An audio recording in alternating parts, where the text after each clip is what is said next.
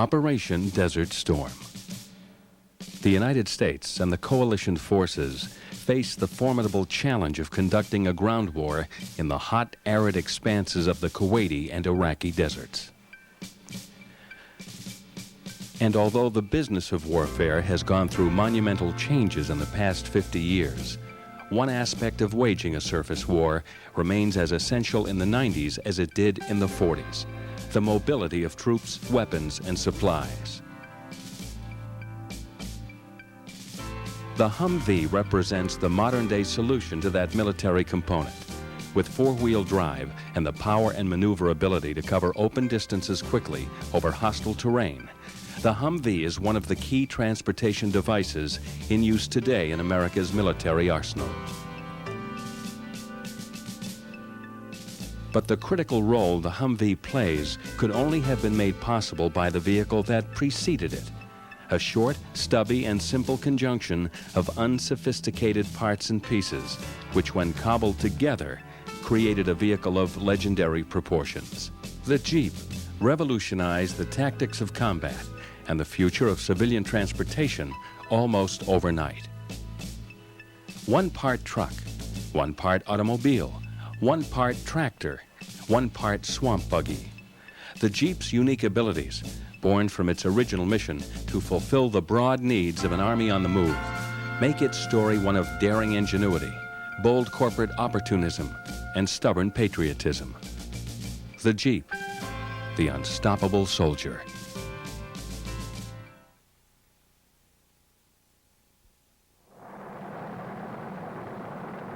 World War I, despite its nickname as the war to end all wars, was not to be the last time great armies from great sovereign powers would take up arms. The immense numbers of dead and wounded that grimly increased with each day of that bitter conflict emphasized the staggering toll that any war commands. And regardless of the outcome, all wars have served the undeniable purpose of teaching its adversaries how best to win the next one. One of the lasting lessons that Allied armies had learned during the First World War was that relying on the horse or mule for transporting men, weapons, or supplies in the battlefield was at best inefficient and at worst unworkable.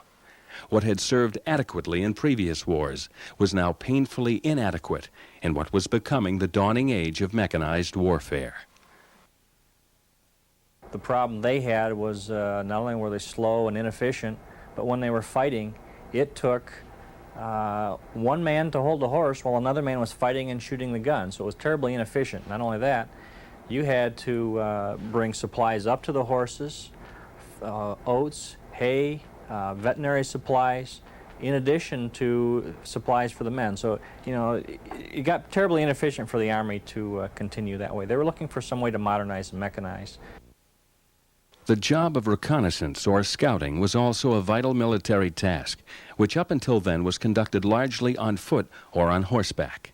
Some 20,000 Model Ts were used by American forces for reconnaissance duty during World War I, but not entirely suited to perform all they were asked to, in part because of their standard two-wheel drive. They failed to supply the ultimate answer to the battlefield mobility that the Army sorely needed. Motorcycles had also been tried with limited success, but the uncertain geography of a wartime theater quickly revealed the motorcycle's weaknesses. As early as 1910, some years before World War I, the American military had experimented with inexpensive but agile field vehicles at several Army installations, including the Aberdeen Proving Grounds in Maryland and Fort Riley in Kansas. This 1911 Hupmobile, stripped to almost the bare chassis, represented the state-of-the-art in all-purpose military vehicle technology being pursued by a handful of automobile manufacturers at that time. And as the imminent warning shots of World War II were echoing from Central Europe and the Pacific Rim, American military leaders were convinced a battle-ready multi-purpose vehicle would soon be a necessity. Marmon Harrington tried to dig into the business. They had a four-wheel drive truck at the time. The problem they had was that it was it was a very robust design. It was made for use in the field, in the farms. It was very heavy, and it would tend to get stuck in any kind of sand or mud, that sort of thing. So, you know, they needed something that was lightweight, four-wheel drive, and with some power to the wheels. Captain Robert Howie and Master Sergeant Melvin Wiley from the Fort Benning, Georgia Infantry School designed and built another possible answer to the Army's need for field mobility. It was called the Howie Belly Flopper. The belly flopper was a unique vehicle. It had tiller steering in the rear, small four-cylinder engine to drive it. The way you drove it is you laid down prone. In other words, like you were shooting a rifle laying down. And you drove it by steering it with your feet, basically. And you had a rifle or machine gun on it. And it only stood about 24 inches off the ground, so it had a very low silhouette. The problem with it is that it had no springs or shocks.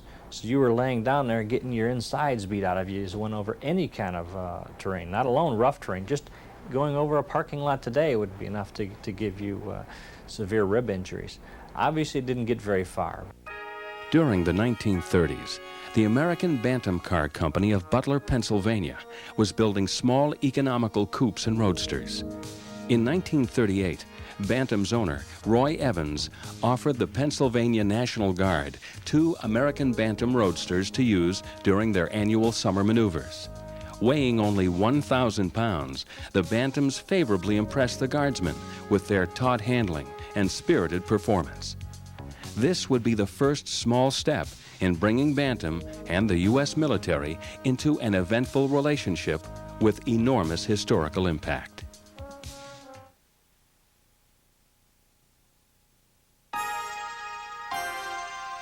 Adolf Hitler's brutal sweep through Central Europe was the major focus of American military scrutiny during much of 1939.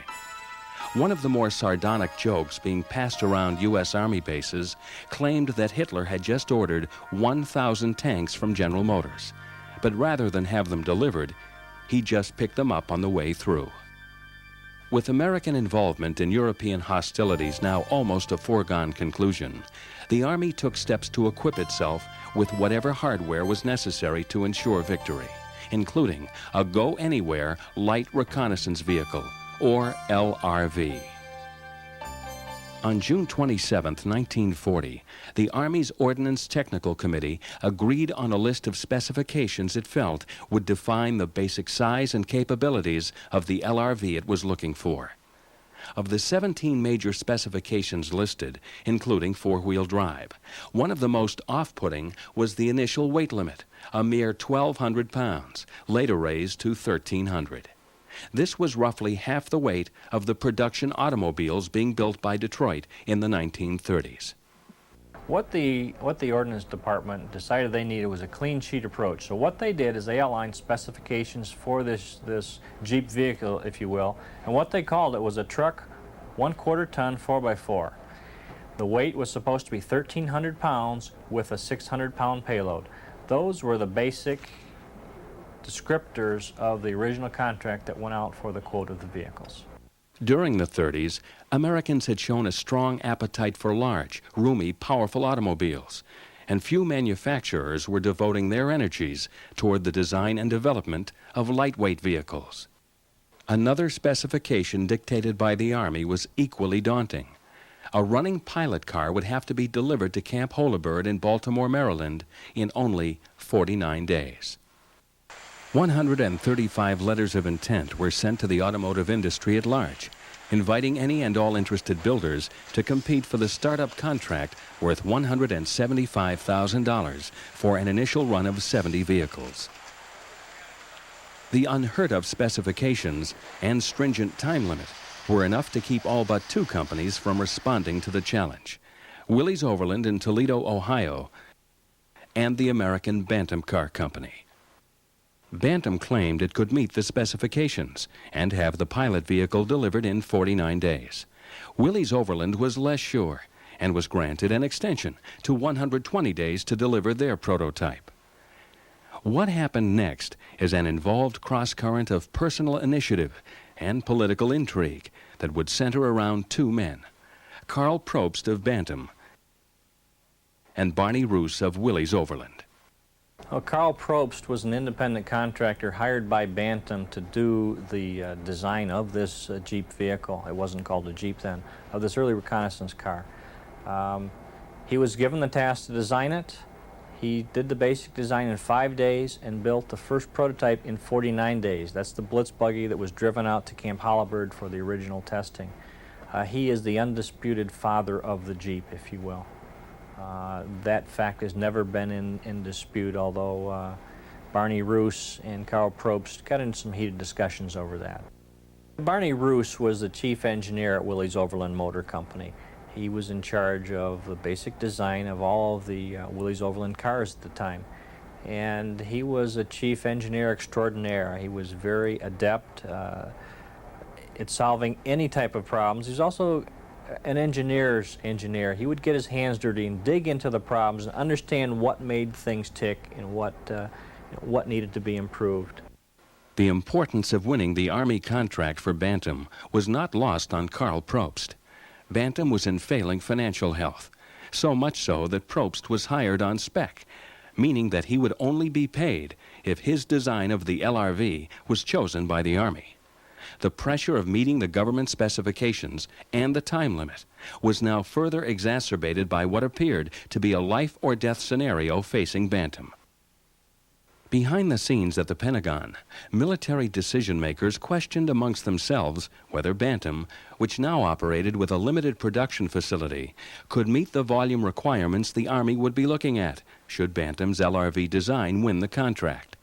And so, while Carl Probst was scouring the parts bins at Bantam to adapt existing Bantam components to his emerging design, the Army was asking the Ford Motor Company to join the search for a workable light reconnaissance vehicle. You got to understand there were several factions within the various divisions of government saying Bantam couldn't supply enough vehicles. They only had 450 people total. Willys Overland had 5,000 people in total. Ford Motor Company had 100,000. So there are various different sizes of corporations you're dealing with here. The government didn't feel Bantam could supply in any quantity the vehicles that they were requiring. So they were going behind the scenes and encouraging both Ford and Willys Overland to submit their vehicles, and they would be considered for testing, even though they were late. Back in Pennsylvania, Probst was joined by Bantam employees Frank Fenn, Harold Christ, and a small team of associates who would assist in the acquisition of component parts and oversee assembly once the time came for actual construction of the prototype. But before they could reach that point, it would be entirely up to Probst to create a successful design that had been granted little room for error. Carl had an exceptionally large staff. It included him, himself, and no one else. He basically did it on a drawing board about the size of my desk over a weekend. You know, once you laid out the basic drivetrain, you threw a body around it, and he didn't have a lot of emissions controls to worry about, or airbags or seat belts. You know, you were basically just sitting out there. The only seat belt they had was a canvas webbing that went from one side of the door post to the other just to make sure you didn't fall out. There wasn't a lot on the vehicle. He did it all. Once Probst had drawn up blueprints for the Bantam LRV, the Army would need to review them and give the go-ahead for a prototype. The blueprints received quick approval from the military, but unbeknownst to Probst and his colleagues, they were then forwarded to Willys Overland and Ford to help speed up the development of their designs. As the Bantam prototype took shape in the summer of 1940, it was a model of engineering simplicity. A sturdy frame with only 2 crossmembers on an 80-inch wheelbase, Spicer axles including a rear unit based on a Studebaker Champion production differential, and a 42-horsepower Continental engine, which offered more power than Bantam's own in-house engine, comprised the platform for the new LRV. The body was a hasty fusion of raw sheet metal and junkyard cast-offs, including a hood fashioned from a discarded trunk lid. 47 days after putting pencil to paper, the Bantam team rolled their Blitz buggy into the light of day for the first time. 2 days later, on September 23, 1940, after sharing the driving duties on the 230-mile trip from Pennsylvania, Carl Probst and Harold Christ arrived at Camp Hollibird in the Bantam Blitz buggy, some 30 minutes before the Army's 49-day time limit expired. The new LRV was submitted for testing before a panel of Army brass and the critical eyes of representatives from the other competing manufacturers. With little, if any, field testing behind it, the Bantam prototype was subjected to a battery of rugged, relentless tests designed to uncover any structural weaknesses or design flaws the compact vehicle might be suffering from. Passing each test with flying colors, it appeared that the Blitz buggy had won the Army over, until the question of the vehicle's overall weight threatened to end Bantam's hopes of winning the production contract.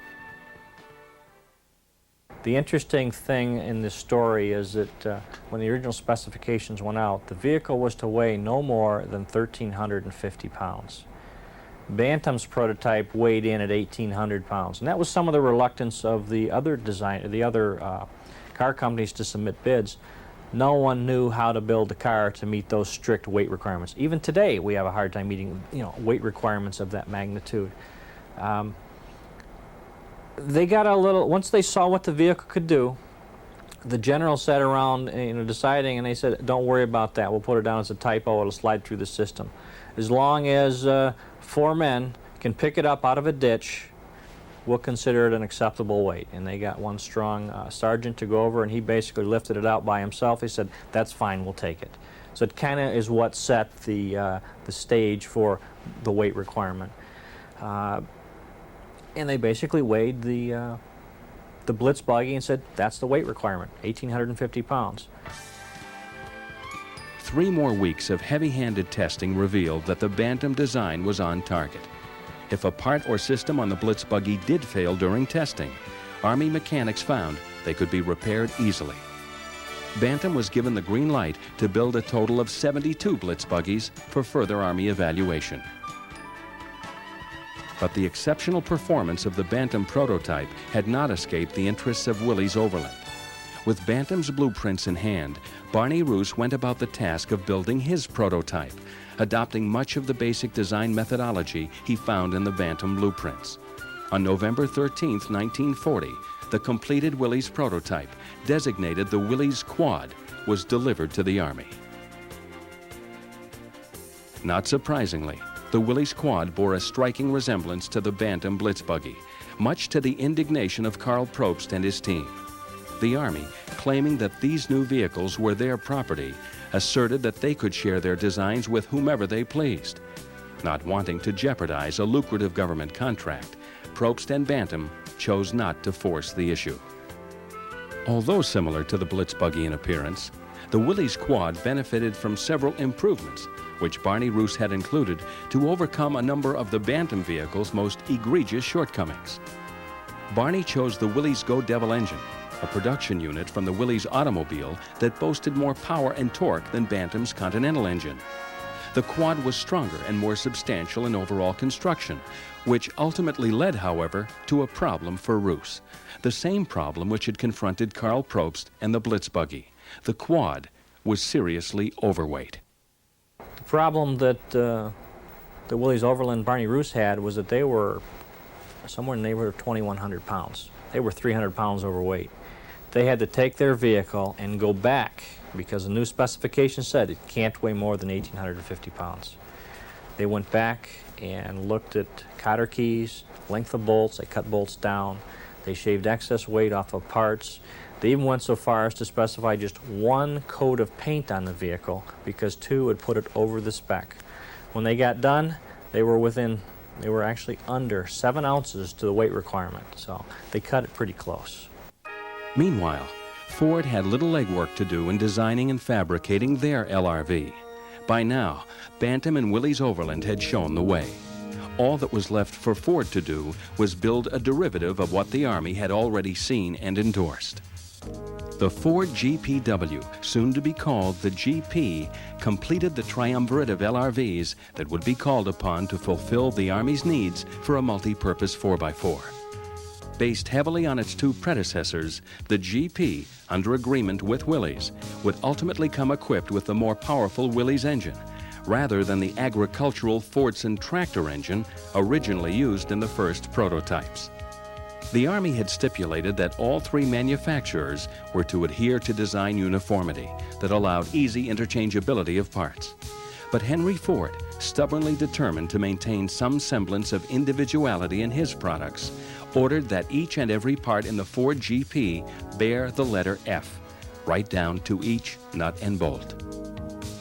No one came close in the weight department. Everyone came close in meeting the payload. They were all obviously quarter-ton 4x4s. They all used basically Dana axles, different engines, different transmissions, and they had pretty much the same basic layout.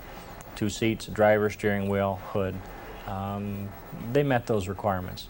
They got a little more complex in the next round of negotiations. They got very specific about different generators, alternators, an axe and a shovel had to be added, driving the weight up, but those were all things that the Army wanted to make them more useful out in the field. By March 1941, with war now engulfing most of Europe and the specter of Japanese aggression erupting on the other side of the Pacific, the Army pushed ahead its timetable for having its supply of LRVs up to operational levels. During extensive head-to-head testing at Army installations, where Army personnel were now putting the LRVs through their paces, the Bantam Blitz Buggy, the Willys Overland Quad, and the Ford GP were performing admirably. But before the Army was prepared to offer the volume contract for mass production of its LRVs, it would contract with each manufacturer to build a shorter run of 1,500 units. Bantam delivered 1,175 Blitz buggies within months, many of them shipped overseas under the Lend-Lease agreement with Russia and Britain. By the end of the year, Bantam would deliver close to 2,700 LRVs to the Army. However, it would be the largest order for their revolutionary vehicle that Bantam would ever receive from the military. Barney Roos continued to upgrade the Willys Quad, which by now had evolved into the model designation MA. And the MA was quickly winning strong favor with the military establishment. The Willys was the favorite among the troops because of its engine's power. It could do more things, get out of places quicker, had less breakdowns, and a lot of that we attribute to the fact that Bernie Roos had a policy developing an engine that you had to run at 100 hours, wide open throttle nonstop without anything breaking. That's how it was developed. You think about that, you're going to have a little more robust design in the engine. But look at what Ford did. They took a basic Fordson tractor engine and put that in. It was used to running on a governor, so it's a constant speed, low RPM. That's what its engine was designed for. Bantam just went out and purchased an off-the-shelf engine from the Continental Motor Company. So the engine is by far and away the biggest part of the Jeep vehicle, and that's what the GIs were so impressed about. It's lightweight, high horsepower, and you could certainly move with it. With the GIs, the Willys seemed to be more popular. It broke down less frequently. They were more comfortable, easier to drive. They were easier to get in and out of. And when you're loaded down with 80 pounds of gear, getting in and out of a vehicle becomes important. But also, many men claimed they liked the Willys better because you could cannibalize parts from a disabled Willys and use them to restore a partially destroyed Jeep and save that Jeep and reclaim it. They liked the fact that the parts were very quickly and easily removed from damaged Jeeps. This was basically the reason why, from my experience, the Willys was the more favorable, the more popular Jeep. It was now up to the Army to award the mass production order. Ford and Willys, by now the clear frontrunners, had submitted bids with the expectation that one of them would be awarded the hefty government contract. But the Army wasn't completely sold on any one of the three designs set before them. None of them, at least in the eyes of the military, were perfect. And with questions persisting about Bantam's ability to meet the Army's production requirements, it appeared that the bids submitted by Willys and Ford would be the deciding factors on who would land the deal. An interesting thing was, at the very end of the bidding on the volume contract, there was a fourth bidder that came in most people aren't aware of. That was a Checker Cab Company. They had a bid, actually they were the low bidder, somewhere around $700, but they were completely disregarded because they had never provided a prototype in any of the testing, and therefore they weren't qualified to bid on this. They kind of threw them out as a latecomer. But that gives you some indication of the range. It usually went from $700 to $780 is the bid on the vehicles for that volume contract. Ultimately, corporate squabbling and the Army's desire to double source the project would make winners of both Willys and Ford. The Army issued bids to all three of the respondents for 15,000 vehicles for extended testing throughout different theaters, also to start developing different strategic plans as to how you would use the Jeep vehicle in wartime. Once they went through that testing, the Army got together and said, this isn't quite what we want. We like some features from each. They like the fenders and hood from the Ford. They love the engine, the power they got from the engine out of the Willys. And Bantam had some unique features as well that they want to incorporate. So they rewrote all the specifications and called it an MB. That's what went out and was quoted.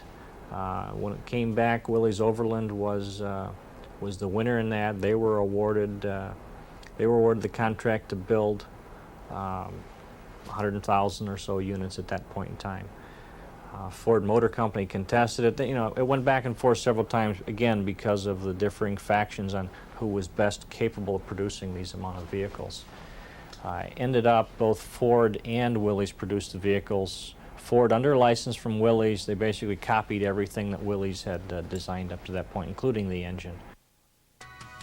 Despite popular belief, Bantam's inability to land the volume contract from the Army did not lead to their immediate bankruptcy. The war had provided Bantam with a profitable source of income from the production of cargo trailers, torpedo motors, and aircraft landing gear, helping the small Pennsylvania company to survive until ending production in 1956.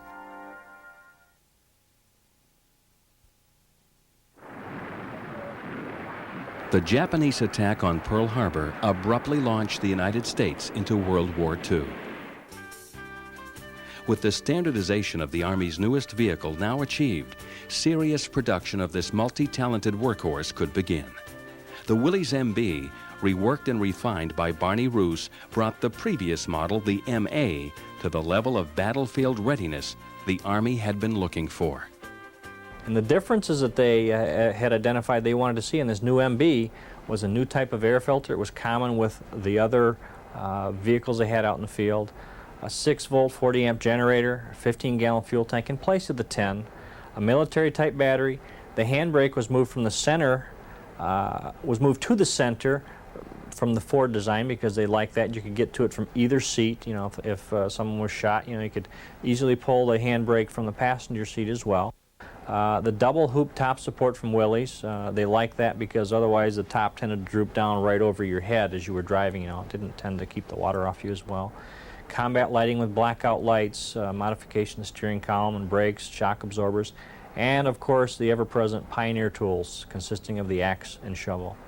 That's what became the MB, and that's what they went into production with. The General Purpose Vehicle, or GPV, as it was now commonly called, would find its way into the hands of thousands of enlisted men and officers in every branch of the military, both on the home front and overseas. And its nomenclature, GPV, was soon to be replaced by the name it would carry forever after. We were told that they were designated as a GPV, General Purpose Vehicle. Well, as with everything else in the military, they abbreviate. And they dropped the V for vehicle and kept the GP. And for a long time it was called a GP. And pretty soon that was shortened to just be Jeep. And as far as I know, that's how it got its name. Just like OD and GI was government issue, OD was olive drab. Everything was by initials in those days.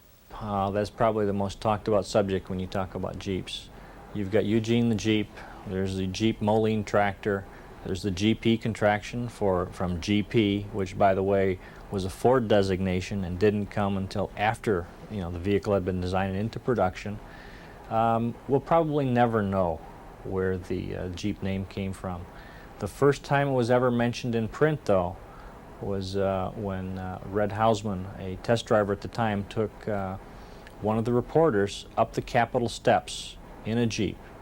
And he took her down through one of the parks as well, down through the ravine and up the other side. And when He pulled to a stop. There were some reporters around. They asked him what the name of that thing was, and he just hung on the steering wheel and said, "It's a Jeep."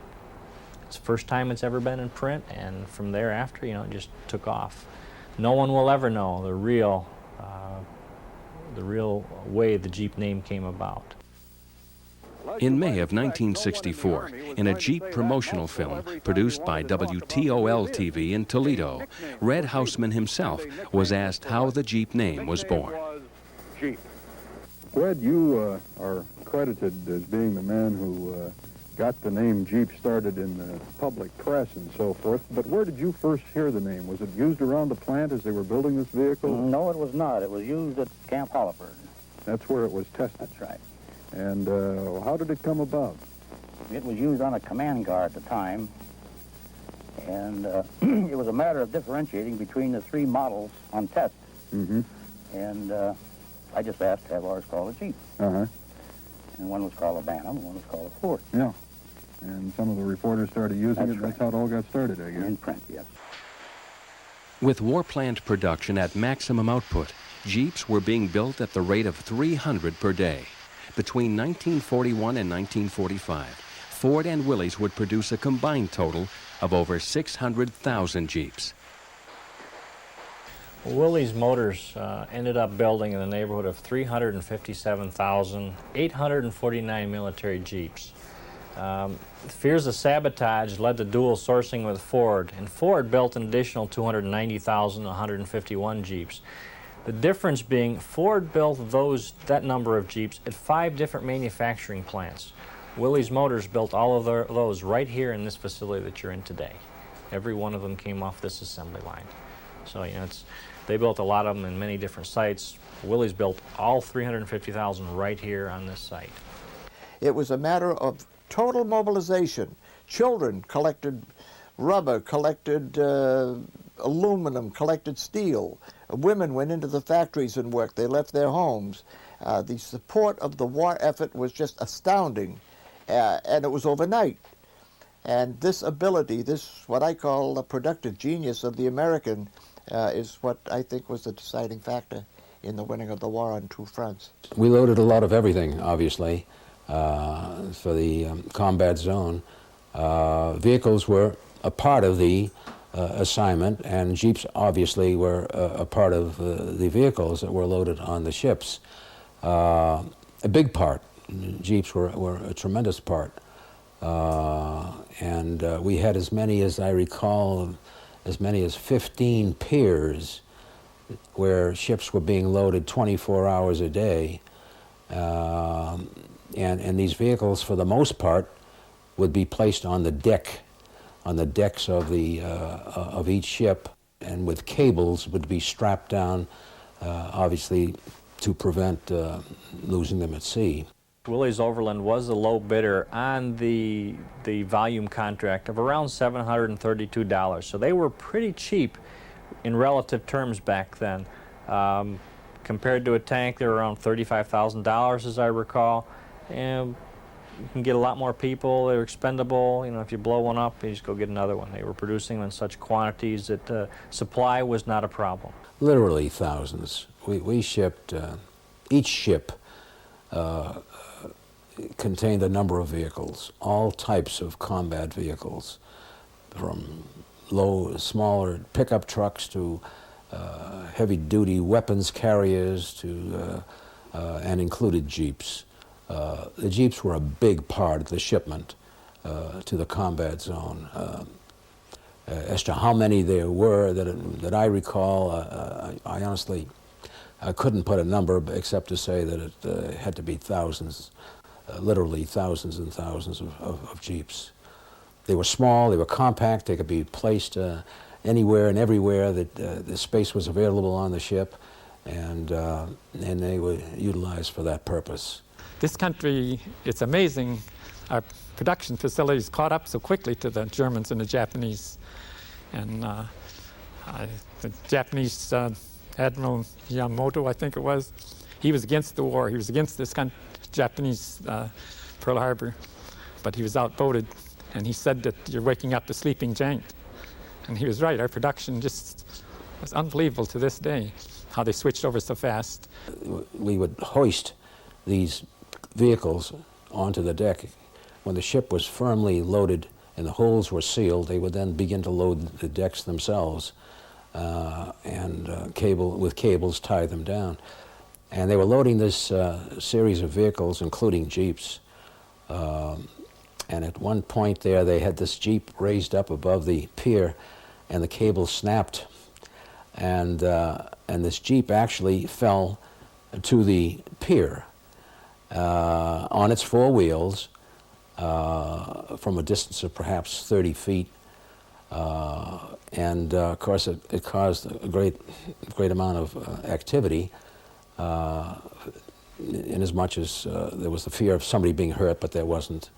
The first reaction was that the car was totally destroyed, but when they examined it, somebody put the ignition on and just drove it back to the motor pool. From the moment the Jeep and the GI first met, it was love at first sight. Even before distinguishing itself in the war zone, Jeeps were the most popular means for both officer and enlisted man to shuttle around military bases. Despite their lack of creature comforts and their stark utilitarian appearance, the Jeep's willingness to serve and its dogged ability to adapt to most any job soon made it much more than the sum of its parts. The Jeeps were, of course, the first time we ran across them were in basic training in Alabama. And they were used basically to carry non-commissioned officers and officers from one point of the base to the other.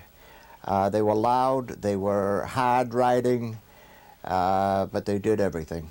The car was initially commissioned to be a 1/4 ton reconnaissance scout car. It would go ahead of the troops, scout out what was there, report back, radio in findings, just to kind of get out and see what's going on. Once the GIs got it in the field, they were instrumental in outfitting that to do many tasks. They put stretchers on it to haul wounded back from the front. They were putting barbed wire rolls on the back of it to lay down barbed wire fences, cables for telephone lines. Throw a plow in the back. You could dig a trench and put a plow on the front, and you can cover the trench over for early communication lines. Buses, trains. They even outfitted some with half tracks and made a early snowmobile out of it, if you will, with some skis on the front of it. It did just about everything they asked for. If you wrapped it in a tarpaulin, you could paddle it across a river. So river crossings, if they were too deep to ford through, you could just paddle across them. So, they, given the GIs a little inch there, they took it a long way and made a lot of usefulness out of the vehicle. In some cases, it became the chapel. You cover the hood of it, and you have your altar for the Sunday services. So it had a lot of uses out in the field. Blessed with a powerful, reliable drivetrain and scrappy four-wheel drive, the Jeep was soon the subject of countless stories of its incredible toughness and versatility in both the steaming jungles of the South Pacific and the deep snows of the northern frontiers. First time I drove a Jeep was in the Battle of the Bulge. We were told to drive trucks, we were told to drive everything but tanks. And my first time, if my memory is correct, was when we were starting to evacuate some sections of the city of March, where we had finally managed to blunt or stop the westward push by Gerd von Rundstedt and the German forces. And we were evacuating food supplies and ammunition to a safer location. I happened to be a mine and booby trap technician with the 84th Rail Splitter Infantry Division. At the time that the bulge broke out on the 16th of December, my division was on the Rohr River on Hitler's west wall, his Siegfried Line. The Americans were so hopelessly outnumbered, 75,000 to 500,000 Germans, that all available troops in America, England, France, southern France, Italy, Germany, Holland, were being brought to try and stem this awesome offensive by Hitler's forces. We were transported in 6x6 troop carriers all night long, wound up in the city of March, and from that point, all hell broke loose. All sorts of confusion broke loose. Command broke down, communications broke down, supply lines broke down, morale broke down, everything broke down. It was hopeless confusion for at least 2 weeks of the 6 weeks of that campaign.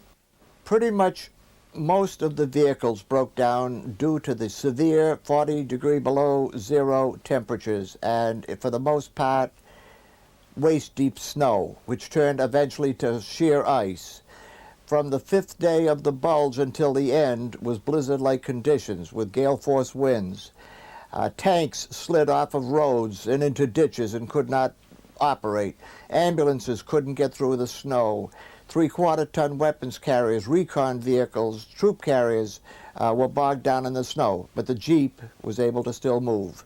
With its four-wheel drive and its remarkable capabilities, it managed to keep going, and it was used for just practically everything. Depending upon what theater you're going into, you could airlift them over. Typically, when they had many of them, they were packed into a crate that was roughly 4 foot wide, 3 foot high, and about 8 foot long. So you could stack several of them on a ship going overseas. Once you got them there, you could get them there any way you could. On train, you'd load them up on a train for long distances, or they actually outfitted them with parachutes, dropped them from the large planes or gliders, and they'd roll out with the troops going to their assigned position. So they got there in a lot of ways. I'm told that in the Southwest Pacific, the Jeep performed in the sand where men couldn't march. And I think it was universal, the affection that the military forces, Marines, Air Corps, all of them had for the Jeep. It was just universal. There's a story about the Navy. You never parked your Army Jeep near a dock where a Navy ship was on. A hook would come down and move it while you're having your lunch or something. And within an hour, the Navy'd have it back on the dock painted like our Navy Jeep here, gray. The GIs felt that was one of the things that endeared them back to the States. Their vehicle. America is America on wheels. They're very attached to their vehicles. People would go so far as to pop the distributor cap on the vehicles and switch to spark plug wires. I believe it was 1 and 4, and the vehicle would start and idle, but you couldn't drive it anywhere, just so they'd make sure their vehicle wouldn't get away from them. They were always cannibalizing parts. If they'd find one that had an axle left, they'd take that and build the rest of the Jeep out of it from all the other bits and pieces that had been blown apart throughout the rest of the campaign. They were very attached to them, as much as you or I would be to our cars today. We're in the car business. We love cars. It's that kind of an affair. You must remember that the American male is first of all in love with his vehicle, maybe second with his girlfriend or wife, and maybe third with his supper or his job, but first it's his vehicle. He polishes his vehicle before he does anything for his wife. We are a country whose whole culture is predicated on automobiles.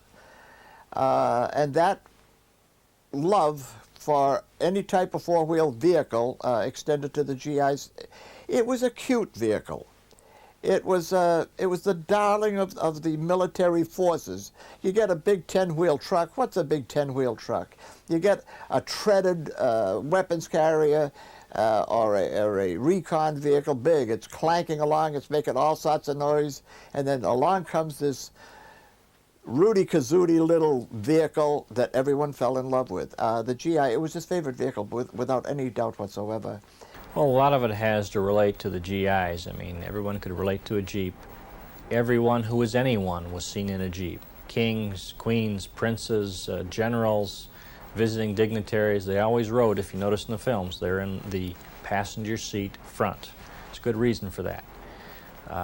Many of the Jeeps, if you rode in them for any length of time in the rear, you got a quick case of hemorrhoids, so you didn't want to do it very long. So, that was one of the stories that you hear about on the frontiers, and specifically in Europe, was that a lot of the armed sentries, if you drove up in a Jeep and the officers were sitting in the back, they knew they were They were the enemy because all officers in America rode in the front because of those problems we just talked about. They could tell if, you know, they were impersonating American officers. The German military machine, whenever it captured Americans, which was during the Bulge with frightening frequency. In fact, in one division they captured intact almost 2 full regiments in the first 4 or 5 days, 3 or 4 days of the Bulge.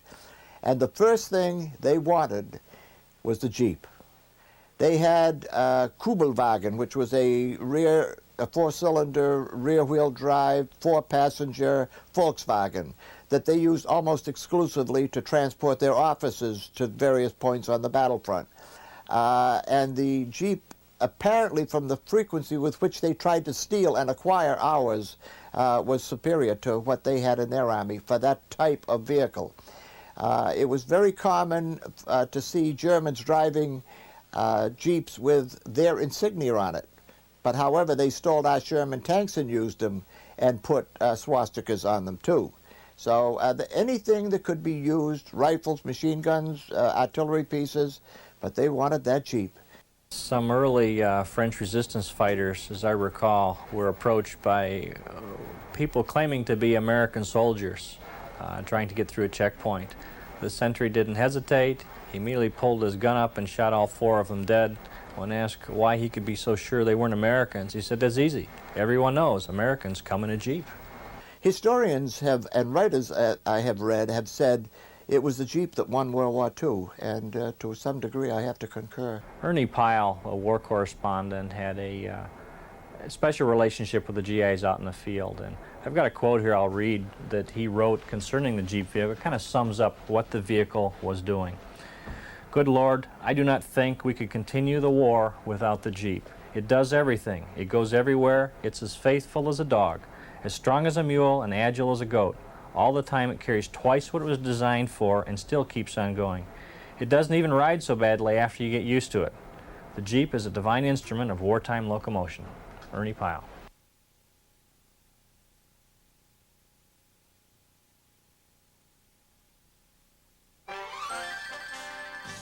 America's decisive victories over Germany and Japan brought peacetime back to the United States in late 1945. Willys and Ford had more than adequately maintained the supply of military Jeeps to the American and Allied fighting forces. But soon, with the need for Army Jeeps greatly diminished, Ford's eagerness to continue Jeep production would also decline. Willys, now faced with surviving on solely their automobile production, which was barely profitable, saw an opportunity to boost its bottom line. In 1948, Willys pushed to get the patent on the Jeep name. Ford Motor Company did not contest it at that point in time. The speculation is they were just coming out of the war. People needed cars and trucks. They didn't see much of a market for what we would call today the sport utility market, small 4x4 sport utilities. They didn't put up much of a fight at all. I mean, matter of fact, they didn't contest at all, and that's one of the reasons the Jeep name is trademarked today. Now with Chrysler Corporation, is they stuck with it and kept through all the years. But the Willys strategy was not geared toward the recreational applications of the Jeep, but rather its agricultural potential. The infinite versatility that the Jeep had shown on the battlefields of Europe and the South Pacific could perhaps be marketed toward the segment of the civilian population that derived its livelihood from farming.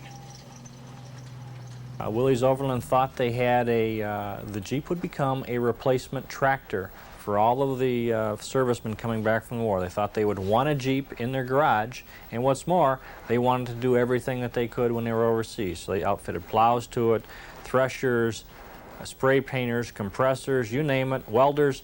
They had a tool that you could put on the Jeep, and you just back up to it, put a backhoe on it, you can go out and lay a trench, covered up with the snow blade or the dozer blade. They had outlined a complete catalog of tools that you could purchase to go with your Jeep. And they envisioned a farmer owning a Jeep. He could plow with it one day, unhook it, go to church, and then pick up his groceries with it, same day. I was so enamored of the Jeep when I was discharged and came back from Europe in 1946. I served a year of occupation because of a limited knowledge, some knowledge of the German language. I was used as an interpreter and for tracking down war criminals and so forth. But when I came home in 1946, the first thing I did was to buy a Jeep. I bought my Jeep in 46 because of what I had seen it could do in snow in the Bulge, and what it could do in mud in France, Holland, and Germany. Several of the people on the board of Willys Motors had farms in the area, and so what they would do is they'd have these things developed, some of them by Monroe Auto Equipment, some by other people, Warren Winch, Meyer Snowplow. They would develop these various appliances, attachments if you will, and they would go out and plow 40 acres, run a combine through the fields, you know, just everything they do on their farm, you know, they use that on the weekends, and we have pictures showing Ward Canaday and his board of directors out reviewing the progress that they've made with the appliances out in the field. They foresaw that not only in the States here, but overseas in developing countries, newly freed from the aggression of ending the war, would need this type of vehicle. At that point in time, Willys Overland was quite an expansive company, having factories in, I believe, over 50 countries, licensing and building the Jeep vehicles as they existed at the end of the war. So there was a tremendous untapped potential market worldwide for Jeep vehicles and accessories, and they were looking to capitalize on that. Willys saw limited success with its plan to replace America's venerable tractor with the Jeep. Reluctant to abandon a style of equipment that had served farmers for almost 50 years, the farming community stayed, for the most part, with their traditional agricultural fleet, and the sale of Jeeps failed to show the increases Willys Overland had expected. In 1953, Willys sold its Jeep operation to Kaiser Industries for an estimated $60 million. Kaiser slowly repositioned the Jeep as a new kind of automobile that offered an adventurous image and the ability to go where other vehicles couldn't. The product line was expanded to include more civilian-oriented convertibles and station wagons, as names like Wagoneer and Gladiator Truck became symbols of rugged and dependable transportation. On February 5, 1970, American Motors purchased the Kaiser Jeep Corporation for $70 million. The king of the hill is about to discover the new Jeep CJ7 with extra room for gear and options like a hardtop and automatic transmission. It was during the youth-driven decade of the 1970s that the Jeep spearheaded a new wave of vehicular fashion that has gradually become one of the most profitable segments of the world automotive market, the sport utility. One more time! It really started to take off when they kind of recognized their niche in that this vehicle could get you into places that most people couldn't go. Out west, Rubicon Trail is a good example. It's a trail that literally takes you 24 hours to go 12 miles. It's not something you're going to do overnight, and there are very few vehicles that can do that. The Jeep vehicle will get you there and get you back without any issue. But that opened up the recreational market, if you will. The people that wanted to go up in the woods on the weekends, or go out in the mountains, go fly fishing. It opened that market for them, and that's really when it started to take off in the late 60s, when we started adding some creature comforts to allow them to get to their places in relative comfort as well as safety. Now owned by the Chrysler Corporation, the Jeep has been retired from its military career and has been replaced by the Humvee, which carries on in a proud tradition that was forged 50 years ago on smoky battlefields and white-hot deserts around the globe. Hurriedly conceived and pieced together from the undignified remains foraged from salvage yards and thrown headlong into the worst conditions that nature and warfare could contrive, the saga of the Jeep is an enduring affirmation of American ingenuity. Second only to Coca-Cola as the world's most identifiable trademark, the Jeep's lasting fame has been well earned. I guess if you look at everything that's been written and said, it comes down to one or two things. It knows what it is, and it does it quite well. It doesn't put on any appearances or airs. It's meant to be a vehicle that will get you anywhere and do anything. The Jeep brought supplies to us, ammunition and food to us when other vehicles couldn't. It went places that other vehicles. Now you had a 6x6 troop carrier. You couldn't ask it to go up a mountain unless it had a road. The Jeep could go over piles of stone, it could go over rubble, it could go through swamps, it did everything. And it moved where other vehicles couldn't. It moved where tanks couldn't move. And oh yes, I would have to say that the war would have been prolonged had we not had the Jeep and utilized it as widely as we did. I think an awful lot of men would not have been evacuated or gotten to medical facilities as fast without that Jeep. Oh, it would have had a profound difference on the outcome of the war. There will always be a Jeep, and it'll probably always exist in not only the minds of the customers, but the people who lived in the past as well.